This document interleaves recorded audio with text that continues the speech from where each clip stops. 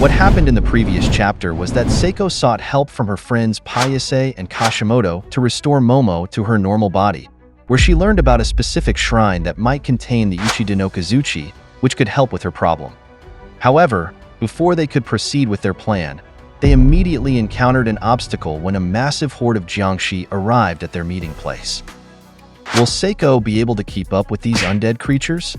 Let's find out. Let's continue the story in chapter 177, titled Let's Do Some Kung Fu.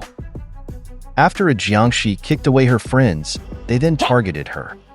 Two zombies ganged up on her while making karate sounds, but using her expertise in hand-to-hand combat, Seiko easily parried all the attacks sent her way and countered in response with her wrist elbow to the neck combo.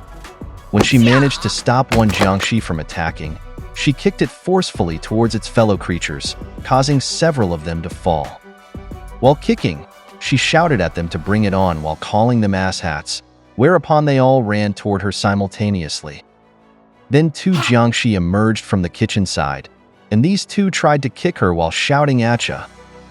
While picking up a machine unit, she told them not to "Acha Acha" at her, and after that, she threw the machine unit at them while shouting for these dumbass to cool their heads, which might have been a pun since what she threw might actually be a cooling unit. Another Jiangshi tried to scratch her from behind, but she just sat on a chair and easily dodged it, and as a counter, she kicked it in the eye with the tip of her heels, whereas a follow-up she pushed the chair onto the zombie to lower its body, and then kneed it in the face. Afterward, she quickly sat on the fallen zombie in the chair, and while another undead was charging, she forcefully kicked the chair toward it, causing it to fall face first and land on the zombie in the chair. Following this, she struck several zombies while shouting "Nessie," which sent them flying into the wall. Thinking there were no more Jiangshi, Seiko picked up her shoulder bag, but when she grabbed it, suddenly a Jiangshi also grabbed and pulled on it. After they stared at each other briefly, she immediately kicked it in the chin while shouting "numbnuts." Because of that, the zombie released her back, while the other zombies there stood up again and started charging at her once more. As a solution for these creatures, Seiko grabbed a spray bottle to sterilize them, as well as a boiling teapot to hit their faces as a refill. The Jiangshi continued charging at her while she was giving these bastards an instant exorcism.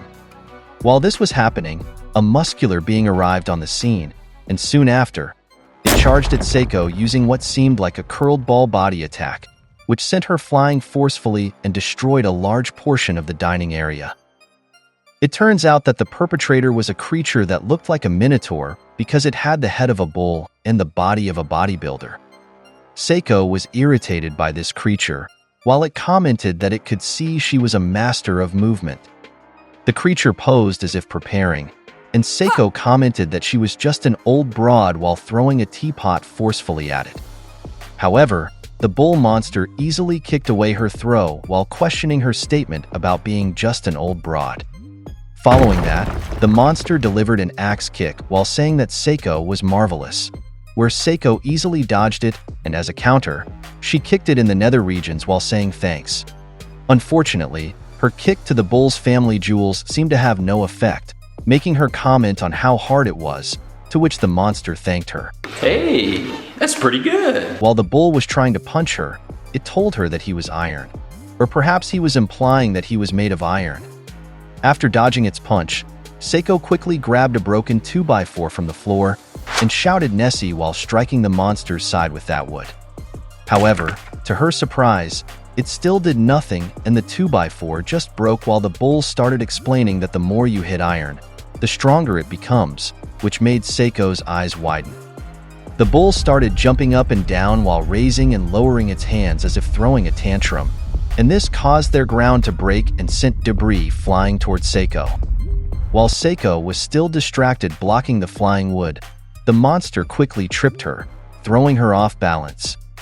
As a follow-up, the monster prepared to deliver a powerful double kick, and soon after it connected, causing Seiko to fly into the wall, where the force created a large crater. The bull followed up with a hammer fist toward her body while shouting "hot," which forced her down to the ground.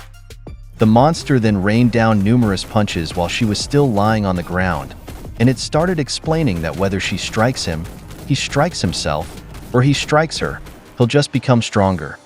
After that, he pleaded for her to be careful when striking him so she wouldn't hurt her hands, because down there gets hot. When he said that, he followed his barrage of punches with an attack like a cannonball dive that landed on Seiko's body, causing several explosions on the ground. Seiko appeared motionless after receiving all those attacks, while the monster stood up and cooled off his body. He arrogantly asked if it was right that he was strong, and now he said Seiko should accept her defeat. While pulling out a small blade similar to the one given by the mysterious teacher to Koki, he added that if she accepts it, he would let her live, so she should just accept her defeat. Seiko remained unresponsive while lying on the ground.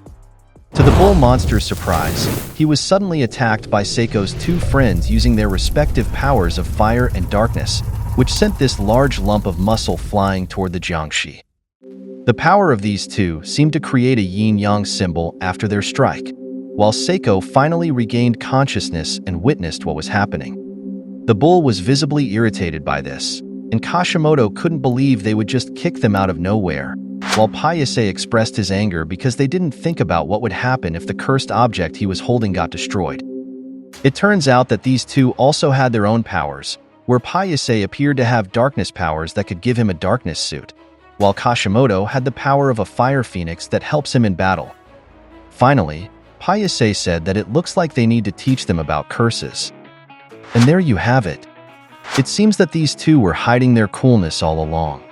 Well, if you're friends with Seiko, of course you should have something special in yourself to have a connection with the powerful grandmother.